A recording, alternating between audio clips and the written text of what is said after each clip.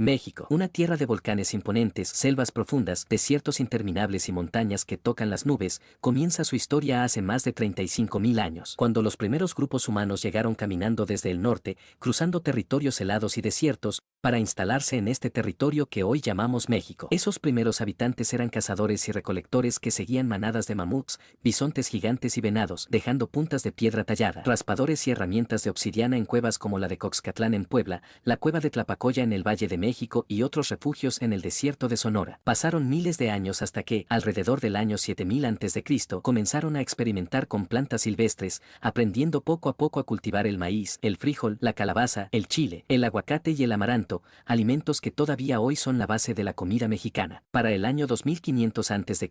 ya existían aldeas permanentes con casas de adobe y caña, donde las familias vivían alrededor de plazas pequeñas y cultivaban sus campos con técnicas muy simples pero efectivas. Entre el año 1200 a.C.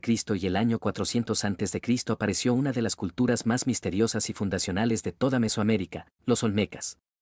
En la región que hoy es Veracruz y Tabasco construyeron centros ceremoniales como San Lorenzo, la Venta y Tres Zapotes, donde tallaron en basalto gigantescas cabezas de piedra de hasta 3 metros de altura, con rasgos muy marcados, cascos elaborados y expresiones serenas que todavía hoy nos intrigan.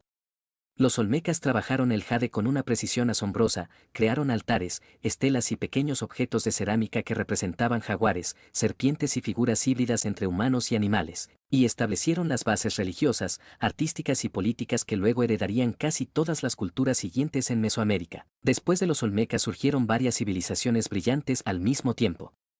En el valle de Oaxaca los zapotecas construyeron Monte Albán, una ciudad sagrada sobre una montaña nivelada artificialmente, con plazas, templos, juegos de pelota, tumbas ricamente decoradas y un sistema de escritura que usaba glifos. Los zapotecas observaban las estrellas, registraban fechas importantes y desarrollaron una sociedad compleja con nobles, sacerdotes, artesanos y agricultores. Mientras tanto, más al norte, entre el año 100 a.C. y el año 650 después de Cristo, se levantó Teotihuacán, la ciudad más grande que existió en todo el continente americano durante muchos siglos.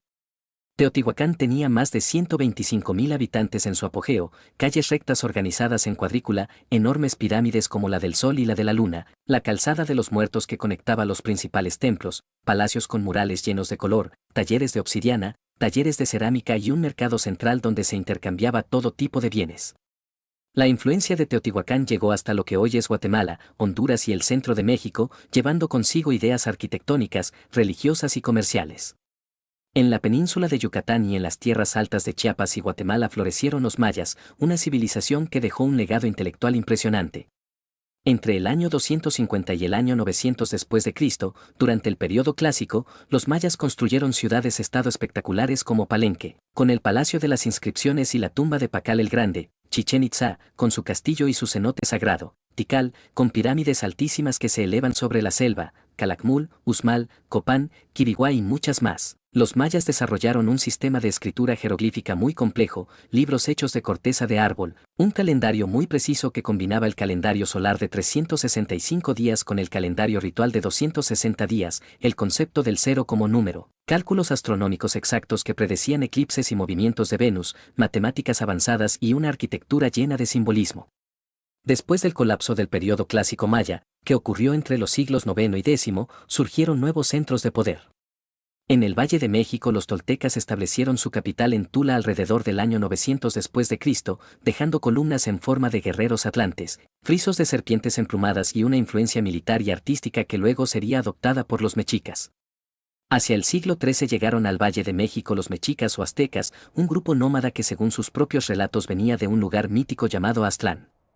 Guiados por su dios Huitzilopochtli y por la profecía del águila devorando una serpiente sobre un nopal, fundaron la ciudad de Tenochtitlán en el año 1325 en un islote del lago de Texcoco.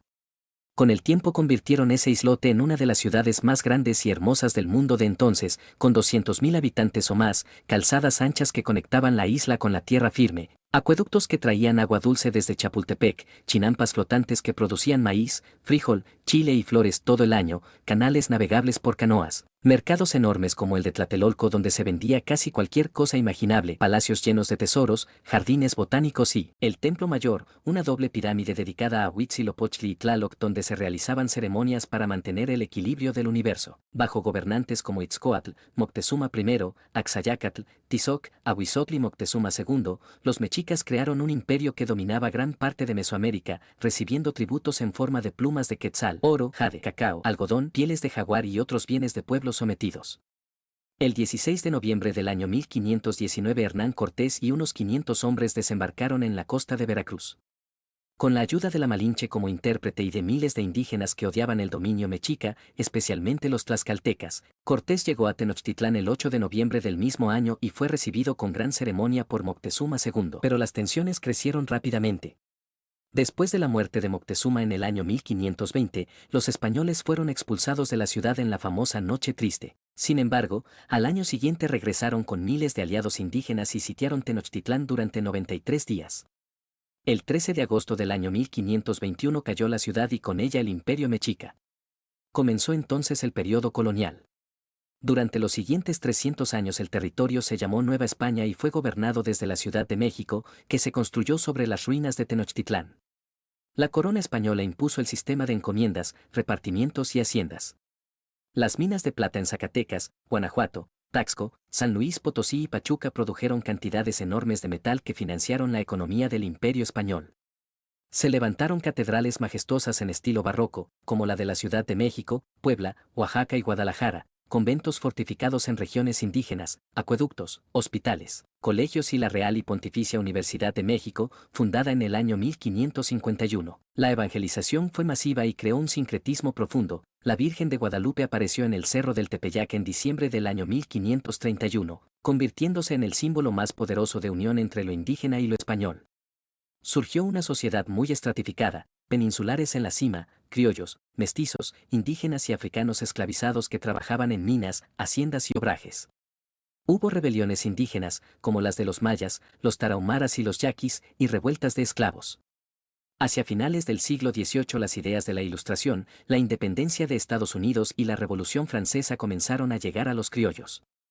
El 15 de septiembre del año 1810 el sacerdote Miguel Hidalgo y Costilla dio el grito de Dolores en el pueblo de Dolores y comenzó la Guerra de Independencia. La lucha duró 11 años. José María Morelos organizó un congreso y redactó documentos fundamentales. Vicente Guerrero mantuvo viva la resistencia en el sur. Guadalupe Victoria y otros líderes siguieron peleando después de la muerte de Hidalgo y Morelos. Finalmente, en el año 1821 Agustín de Iturbide y Vicente Guerrero firmaron el Plan de Iguala y el ejército trigarante entró triunfante a la Ciudad de México. México se convirtió primero en imperio y luego en república. Pero el siglo XIX fue un siglo de guerras y pérdidas. Hubo más de 50 gobiernos diferentes entre el año 1824 y el año 1855. En el año 1836 Texas se separó. Entre el año 1846 y el año 1848 vino la guerra contra Estados Unidos, que terminó con la pérdida de más de la mitad del territorio, California, Nevada, Utah, Nuevo México, Arizona y partes de Colorado y Wyoming. En el año 1862 llegó la intervención francesa. Napoleón III instaló a Maximiliano de Habsburgo como emperador.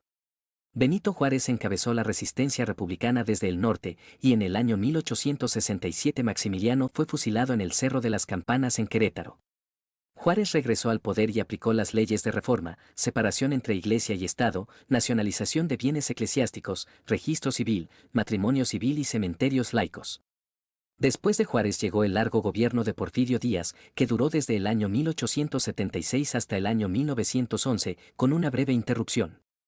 Durante el Porfiriato México se modernizó mucho, se construyeron más de 20.000 kilómetros de ferrocarril, se instaló el telégrafo, se modernizaron puertos, se atrajo inversión extranjera en minería y petróleo. Crecieron las ciudades con edificios elegantes de estilo francés y neoclásico, se embelleció la Ciudad de México con el Paseo de la Reforma y el Palacio de Bellas Artes.